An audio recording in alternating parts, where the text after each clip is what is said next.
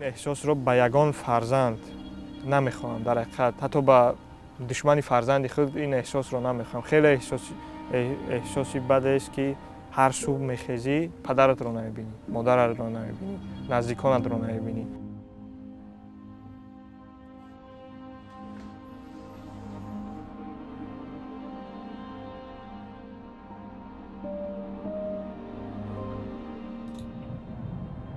این عکس همون در روزی تو این گرفتگی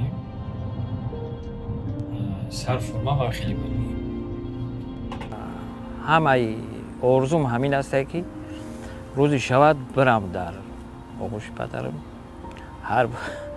هر باری که پدرم میبینم سرش بوسه کنم، دستش بوسه کنم، پاهاش بوسه کنم.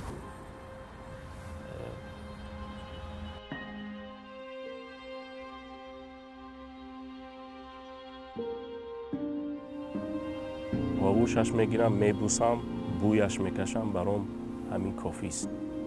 چیزی گفتم فعلا شاید گویم که دوستت میدارم پدر جان.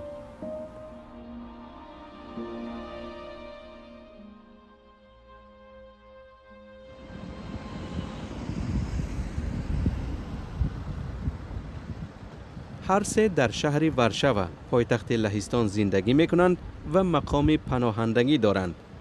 مادرانشان در تاجیکستان هستند و از احوال پدر از زبان آنها آگاه میشوند. هر یک با کار و یا چند کار بند است، چون به قول خودشان آنگونه که دیگران فکر میکنند اروپا تنها جای استراحت و خوردن و گشتن نیست. فیروز 3 سال باز اینجا است و میگوید که هیچگاه بیکار نبود. من در اینجا در شبکه یوتیوبی از دو تیوی کار و فعالیت دارم. همچون روزنامه‌نگار خبر می‌نویسم، خبر می‌خوانم. بعد از آن به آموختن زبان‌ها مشغول هستم. خوب باز در بنیاد بزرگمهر یاروف که برای کمک به زندانیان سیاسی تاجیکستان باز شده است، یعنی تأسیس یافته است، در آنجا کار میکنم. خوب در گذشته در اینجا در این مدت 3 سالی که اینجا بودم باز یعنی به دستفکه خوراک ها یا دستفکه اشیایی که شهروندان اینجا یعنی سپارش میدن با اونم مشغول بودم در این مهاجرت.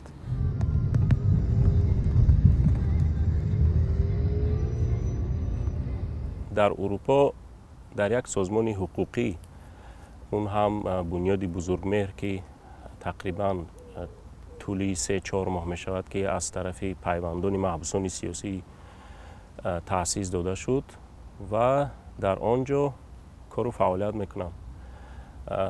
کارهای ما در بنیاد همین تحقیقات و مانیتورینگ حقوق بشر در تاجیکستان و عموما با پرونده های محبوسان سیاسی سر و کار داریم.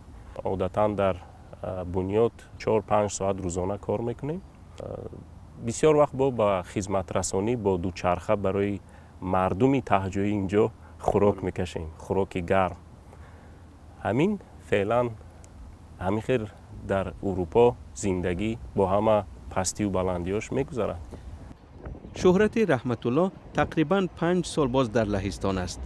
عین محمد اقبال حسینوف که او هم به کارهای گوناگون مشغول است و از این راه عائله را تأمین میکند.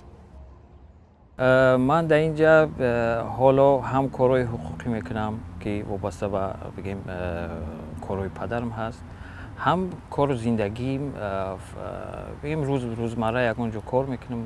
هر کارو در مشغول هستم، یعنی کارهای پارت تایم بگیم تاکسی دارم، تاکسی قسمت، بله پارت تایم قسمت تاکسی میکنم. باز قسمت دیگر کارهای حقوقی را پیش میبریم. در خانه های خرده که حکومت لهستان برای اقامت موقتی به آنها داده است یا در منزل های اجاره زندگی می کنند. 1 سال میشه که من در همین خانه زندگی میکنم و مثل که بعضی ها در شبکه‌های اجتماعی میگن که اروپا رفتم به در قصر زندگی میکنم. چنین نیست. چون میبینید همین خانه 1 حجره است و 1 سال میشد که در همینجا زندگی میکنم. پیش از اون با بچه ها با بچه‌ها خانه رو اجاره میکردیم و هر در یک اتاق 2 نفری 3 نفری زندگی میکردیم. محمد اقبال در گوشه دیگر شهر ورشو خانه ای را به اجاره گرفته است. فرزندانش به مکتب محله می روند و او میگوید که سعی میکند تا آنها سختی نکشند. میگه مردمی همینجا کار میکنیم، خب اجاره پولی میتیم، زندگیمون خیلی زندگی پس نگیم میونه همین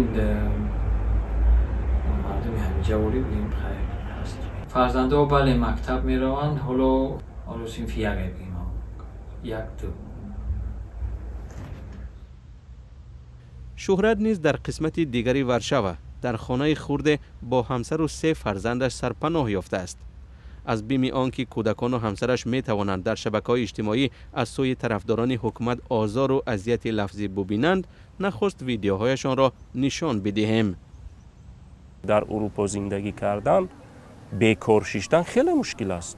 چون هر یک پناهنده، هر یک مهاجر در اینجا اجاره خانه میدهد،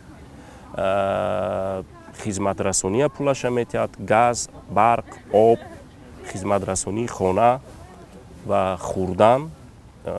انسان باید در اینجا 8 ساعت کار کند. زندگی شیک هم نداریم. راستی گپ مثل همین مردم عادی و مردم قطاری میانه. میگویند این طعنه و ملامت را هم میشنوند که والدانشان میخواستند در تاجیکستان نظام اسلامی باشد، ولی خودشان به کشور اسلامی نرفتند و در اروپای مسیحی نشین پناه بردند.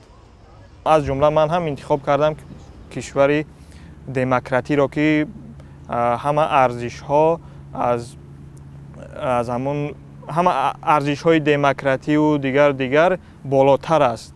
من برای همین کشوری اروپایی را انتخاب کردم. چون من خود با قانون شریعت، اون چیزی که مردم تفکر دارن، نمیخوام زندگی کنم. من میخوام آزاد باشم. هم شریعت باشد، هم دنیویت باشد، همه چیز باشد. مردم باید آزاد باشد. من هم انتخاب کردم یکی از همین کشورهای اروپایی را. چون در حالی گفتید که چرا به کشورهای مسلمانی نرفتید، در ترکیه هم که کشور مسلمانی است، درست که کشور اسلامی نیست، ولی مسلمان. اما دیر نایستادم. اونم سبب داشت. سببش هم زمانی بود در اونجا هم احساس خطر میکردم.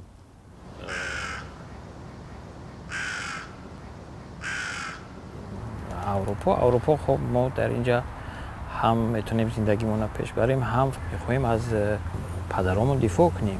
پدرای ما ثابت کنیم که پدرای ما بیگناه هستن، بیگناه بدن، از همون 2015 بیگناه بدن. شما حکومت بدون یگان سبب یا را محکم کردین. آنها میگویند همواره تحولات سیاسی و اقتصادی تاجیکستان را پیگیری میکنند و گفته های مقامات رسمی را که آنها را به تیره و تار نشان دادن اوضاع کشور متهم میکنند به اساس میشمارند. بعضی پیشرفت ها دارد، یعنی همون پیشرفت های خورده که همون بیناهای بلند میسازند، دیگر یا یعنی ترانسپورت را در دوشنبه بهتر کردند. خب بله، اگر از این نگاه کنیم بله این پیشرفت هست، ولی از نگاه اقتصادی و از همون نگاه دیگر آزادی بیان و حقوق بشر تمام پیشرفت ندارد تاجیکستان. در همون اخبارهای تاجیکستان که چند کس نمیدونم فلانی خچه برای کدام مسئله چی ای او پرتاف خچه کشت، ایرا کشتن، همش یعنی گواه های بد بودنی وضعیت نشان میده همین چیزا. 2 نفرشان در خارج بودند که حکم سختی پدر را شنیدند. دادگاه آنها را به تروریسم و افراطگرایی، دعوت به سرنگونی حکومت و قتل و جنایت‌های سخت دیگر گناهکار دانست.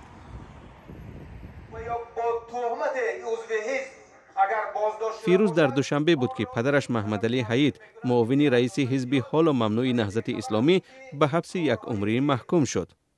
خودش میگوید که پدرش هیچ گناهی نکرده است و برای گفتن حقیقت و تنقید حکومت از او نقار گرفتند. نفرانی که بر این باورند که پدر من گناهگار است، همون 99 صحیفه حکم دادگاه را گرفته یک بار ورق زنند در اول. بعداً آدم میفهمد که چی هست. خوب در اونجا گفته است که گروگانگیری، پدر من روزی که 4 سپتامبر حاجی علیم برآمده، پدر من در خانه بود، یا همون خرید و فروش سلاح، یا تروریسم، یا اکستریمیسم، یا همون میگویند که چند نقشه یافتن از بینای نهضت که حتی همون شاهدان نتوانستند گفته که این نقشه ها چه خیلی رنگ ها داشتن، چگونه بودن. پدر محمد اقبال سید عمر حسینی، وکیل سابق پارلمان و معاون اول رئیس حزب حالا ممنوع نهضت اسلامی هم با عین اتهامات به زندان 1 عمره محکوم شده است. محمد اقبال در ترکیه بود و حکم پدر را از رسانه ها شنید. با این باور است که حکومت تاجیکستان برای از صحنه راندن مخالفان سیاسی خود پدر او و همسفانش را زندانی کرد. حکومت برای چی یک همکار خیچه میگیره، بند میکنه، محکم میکنه، عمر بود؟ برای چی؟ ای طرفی همکار و فکر میگن خیلی خطر نمیشه و ای طرفی رقیب خطر میشه و اونا از همین حکومت و فکر از همین میترسید که چون که حزب مخالف و حزب نهضت از زبان مردم گپ میزنن، مردم طرفدارشون زیاد است و همین چیز بود که دیگر حکومت همین بلا را به سر نهضت بگیم خیلی با دیگرها و از جمله با پدر ما آورد. رحمت الله رجب، پدر شهرت رحمت الله، عضو دیگر ریاست حزب حالا ممنوع نهضت اسلامی بود که همراه با اعضای دیگر حزب محاکمه و زندانی شد. شهرت هم در غربت حکم پدر را شنید و به قول خودش به وحشت افتاد. وقتی که فهمیدم 28 سال و با 14 ماده کودکس جنایتی جمهوری تاجیکستان، اون هم که در چند از ماده‌اش آدم کشی دارد، پدری من میبخشید پشه را آزار دادگی نیست. حتی وقتی قربانی میکردیم یادم است ذبح گوسپند پدرم خون دیده نمیتونست، چشمش میپوشید. چگونه میتواند اون نفر آدم بکشد؟ یا اینکه در مرافعه سودیشان صداهاشان است که گویا پدر من سنایپریست بوده است. در کدام یک منطقه همون وقتی کودتا شده بوده است و پدر من سنایپریست بوده است. کودتا و یا آشوبی که به رهبری عبدالحلیم نظرزاده معاون سابق وزیر دفاع تاجیکستان در ماه سپتامبر سال 2015 صورت گرفت. مقامات گفتند که حزب نهضت اسلامی در آن زمان حزب عمده مخالف حکومت در طرحریزی آشوب دست دارد. بعد همین تلاشی به گفته مقامات تبادلات نافرجام دولتی و پس پنجره رفتن دهها عضو حزب نهضت با گناه دست داشتن در آشوب، فرزندان و خویشاوندان آنها از بیم تعقیب در اروپا و به خصوص در لهستان پناه بردند. با وجود دوری از وطن و مادر و نزدیکان و سختی های زندگی در غربت، لحظه های به یاد ماندنی هم دارند. فیروز در لهستان ازدواج کرد و برای تحصیل در دانشگاه آمادگی میگیرد. خب بله، من 1 سال پیش اینجا آیله‌دار شده بودم، هرچند پدرم در زندان بود، مادرم در تاجیکستان بودن. سخنهای بسیار هم شنیدیم در شبکه‌های اجتماعی، هرچند بسیار گفتم، ولی خانه‌دار شدن من با دای پدرم بود. یعنی همون آخرین مرتبه‌ای که مادرم پدرم رو دیده بودن، پدرم داد داده بودن که خوب وقتش که رسیده است خانه‌دار شود و مادرم راضی بودن. اینجا خانه‌دار شدیم، شکر خدا. شهرت از آن خرسند است که فرزندانش در مکتب پیشرفت دارند و با خبرهای خوب به خانه برمیگردند. فرزندانم در مکتب میخوانند، دائم از آنها تعریف میشنوم. این برام خیلی برای یک پدر مادر خیلی خوشحال کننده است و پدر و مادر قبط گوش میگیرد وقتی که فرزندش در دانشکده و در هر جمعیتی که هست از اونها خوبی میشنوی و میگویند که و خیلی فعال هم هستند، خیلی تلاش میکنند، درس میآموزند، زبان زود آموختن و در برابر این با کارهای جمعیتی که در همون مکتب و در همون مؤسسه‌ای که اونا تحصیل میکنن خیلی فعال هستند. اینم خبری خوش است برای ما. محمد اقبال نیز از لحظه های خوب میگوید که با فرزندان خردسالش سپری می کند. لحظه هایی که همراه می نشینند و تاجیکستان را می بینند. بسیارتر همین چی؟ عشقای تاجیکی و همین لحظه های گوارو قطعی همین میشینه موزیک ده خنده. ما هم دیگه هم قریب تلویزیون ده اختیاری همه اوش کامپیوتر دارن با لپتاپ دارن چی دارن با حال خچونم بسیارتر همین را میمونم میشینه موزیک ده خوبه. هر سه آرزو دارند که روز به تاجیکستان برمیگردند و به دیدار مادر و نزدیکانشان میرسند. من تقریبا 5-6 سال می شود در همین اروپا هستم. در خانه 7 چمدان با کورتا با همون چیزا دارم و به همین امید زندگی دارم که روز میروم از اینجا. روز ما به وطن سفر میکنیم، روز میریم نزد پیوندان، نزد یار و دوستان، نزد هموطنان.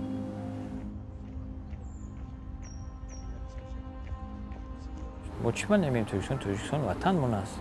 ما حتما برمیگردیم دیر یا زود. اگر مجبور نمی بودم هیچ وقت ترک وطن نمیکردم. خب در اینجا هرچند کشوری آزاد است ولی وطن خودش آدم یاد میکند و اینجاها را دیدم میخواد که در تاجیکستان هم یک چنین کشوری آزاد باشد، ارزش‌های دموکراتی یعنی بالاتر از دیگر ارزش‌ها باشند و در یک تاجیکستانی آزاد زندگی کنیم. و امیدوارم که تاجیکستان یک چنین کشور میشود و همراه فرزندان اگر در آینده فرزنددار شدم همراه آنها به وطن برگردیم.